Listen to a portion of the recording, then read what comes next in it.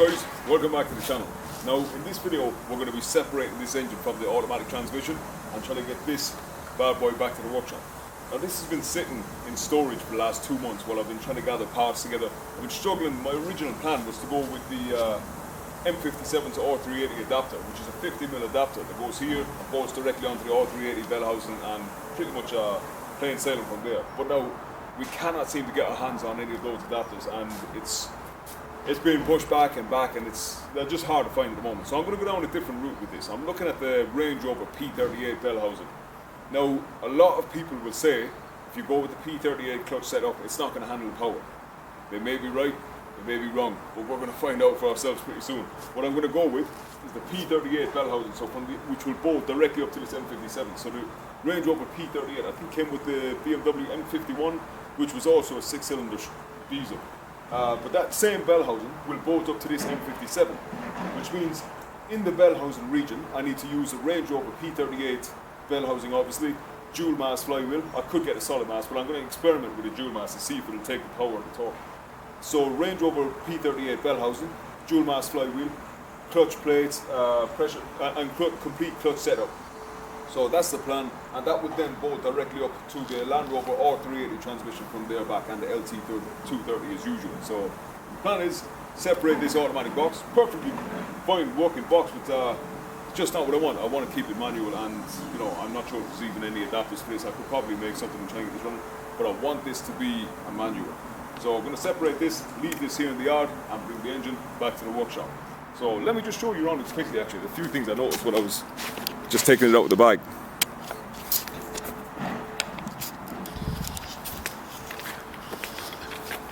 So a lot of people say the old AC pump right there has to go. I'd love to try and keep it if I could, but I'm sure not everyone's wrong on that. They've all taken it off for a reason, but everything looks good on the other side. Looks like it's fairly good condition. So just if you didn't know, this is the older M57 with the cast iron block. So came in the E39 530D, I think the early E46 330Ds. That's actually one bit of area that kind of gave me a lot of confusion. A lot of people say the 330D, the E46 330D, but as far as I know, I might be wrong, the E330D came with the newer M57 as well. So the M57N. And then later on after that, in the 530Ds, you know, the E61s and that, you got the M57N2. So to make it simple, my understanding of this is we got the M57D30, which is this, the M57N1 and the M57N2. So yeah. I'm not sure if the turbo was working correctly on this when it was in the car, because it seemed to be a lot of lag and it didn't really kick in until, you know, you really revved it, which is kind of unusual, I suppose, for a diesel. Or any M57 I've ever drove wasn't like that, but I'm going to check that out and see if it's actually opening up properly and everything, and you know, if it's pumping down low. So but yeah, she looks good. Looking forward to getting it in the landy.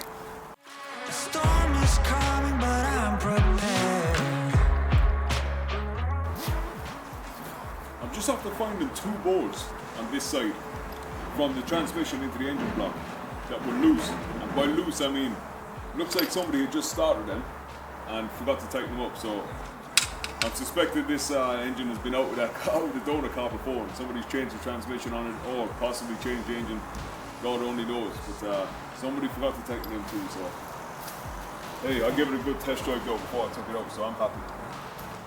So what I'm doing, I'm just taking out the bottom bolts. If I take out the top, this is going to come down. So I'm just taking out the bottom bolts, and it makes it easier for me. When I drop it down the ground, I'll try and split the two then. You know what, there's 3 12mm bolts. 1, 2, 3. I'm going to leave those ones in. Look at that piece. That's going to look a whole lot better in the Defender.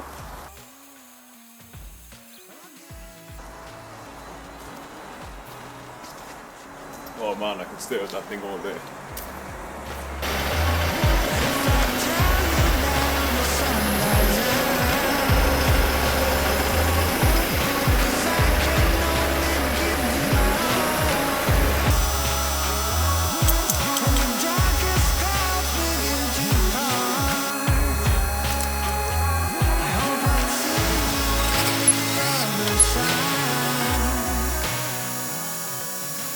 So, engine's out, transmission's off.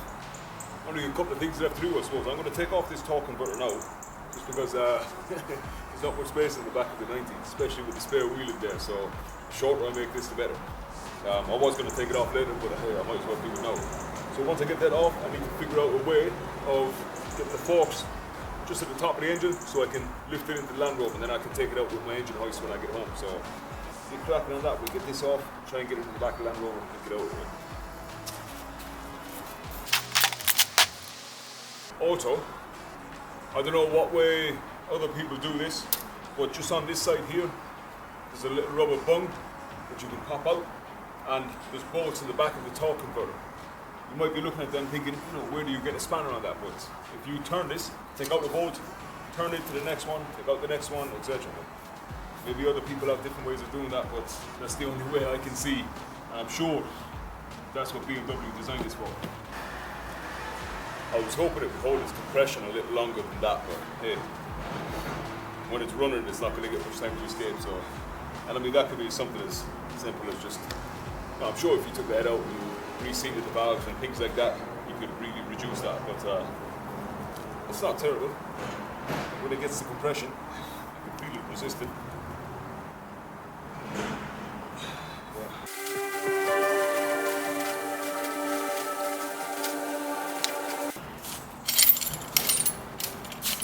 Look at this thing. So I bought this the other day for £35. Trying to make my life a bit easier for lifting this thing. The handle is broken on it straight away. Like the first crank of that was just cracked. Pure rubbish. But anyways, I'm going to weld a heavy duty handle onto that later on when I get time. For now, we're going to do the job.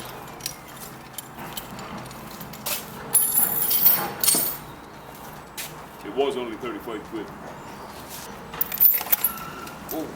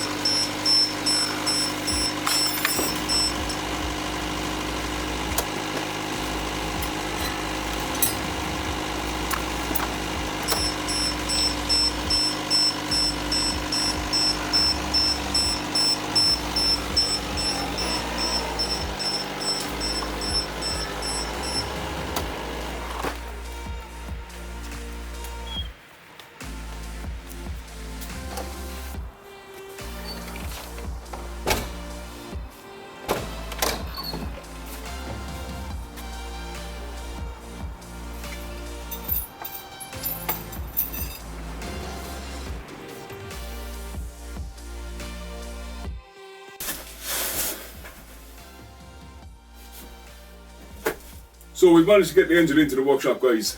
Now, Sunday evenings are not meant to be that hard. That was absolutely by far the most difficult thing I've had to bring through my house.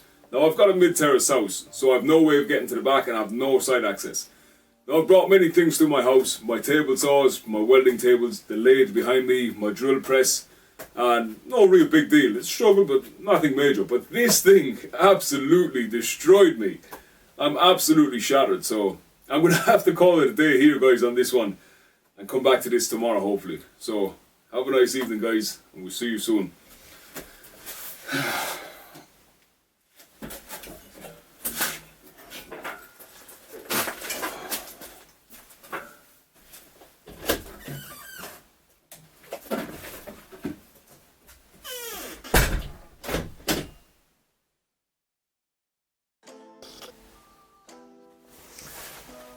So I want to just remove this old viscous fan, just so I can have a bit more space.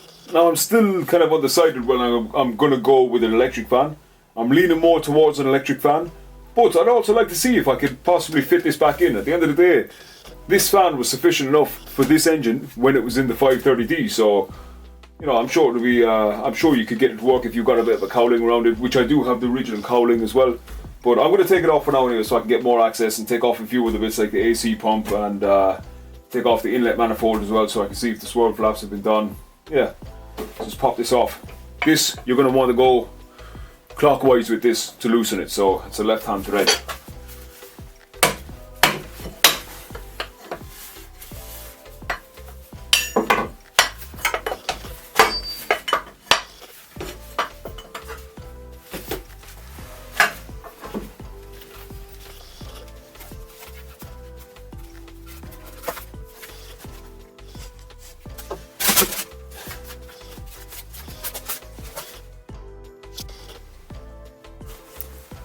So let's just pop off the AC pump, loosen the belt tensioner.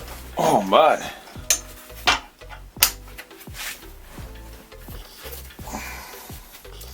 that's a bit crusty.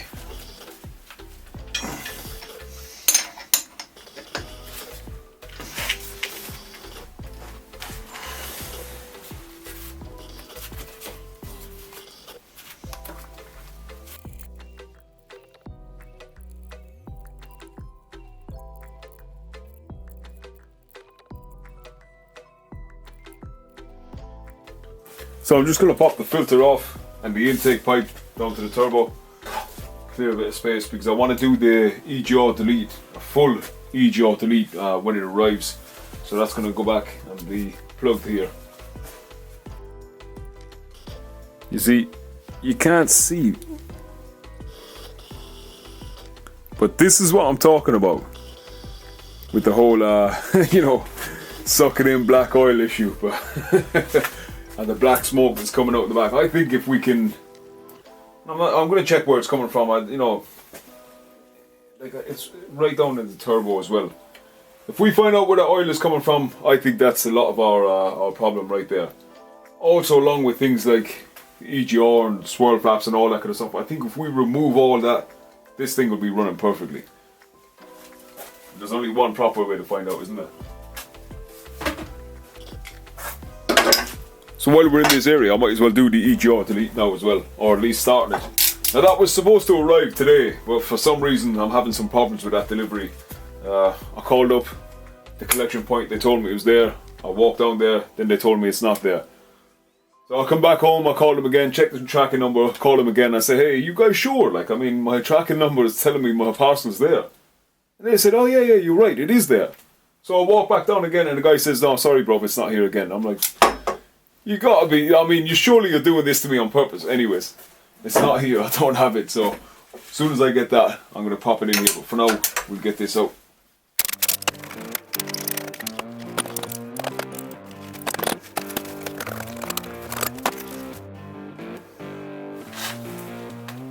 So, EGR on the other side now.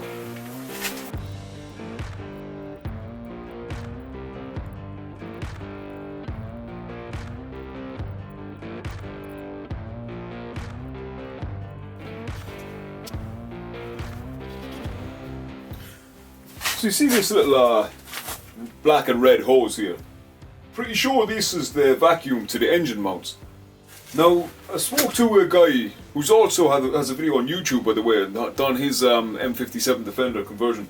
Is Liam Chalice. I think I'm pronouncing that right. But anyways, I went to see him a couple of months ago to see his Defender, because he's put the exact same engine into his. And it looks amazing, sounds great, so check him out.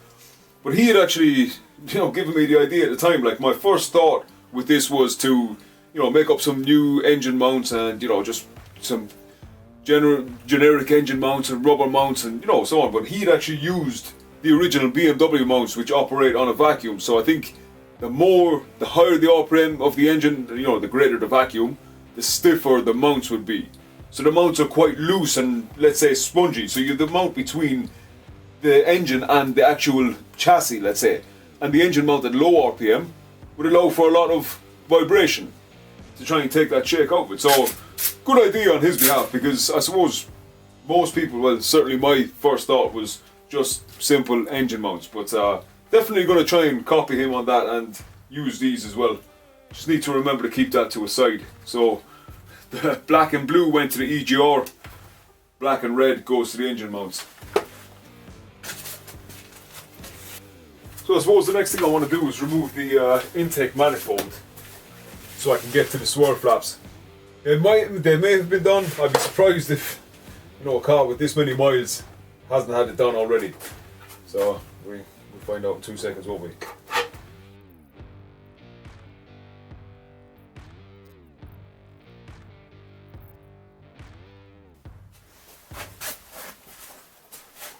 Just going to start popping all them nuts that were holding the intake manifold back on. And I'm going to do this, hopefully without dropping any down in there. All that oil that's being sucked in there, man, just actually bad, isn't it? Like, it's disgraceful when you think about it. An engine being forced to breathe that filthy air. It's literally being suffocated with all this oil and grease just being sucked in, exhaust fumes being recirculated back into it again. It's just not meant to happen, is it? So guys, I'm kind of surprised. I've taken this apart and I've had a look at the manifold, and I don't see any swirl flaps in there, or even any blanking caps, or nothing, or nothing to even install a swirl flap. So I was just doing a little bit of reading, and supposedly not all of the M57s had swirl flaps. I read an article with it saying that the M57s, the early M57, the manuals never came with swirl flaps, but the automatics did. Now this was an automatic, so in theory it should have the swirl flap. So I don't know if maybe you could change the manual manifold and put it onto an automatic engine and basically delete the swirl flaps that way. But yeah, I'm not sure. I'm going to do a bit of reading into that, but for now I think I'm going to call it a night. I've managed to get the engine stripped down. Most of the old junk is off. Now it's just a case of waiting for my parts to come so I can actually clean this thing up, start putting it back together, and get ready for my engine swap at Christmas. So I'm going to get some sleep, guys. It's now 10:30 at night and I got to be up at 4:30 in the morning.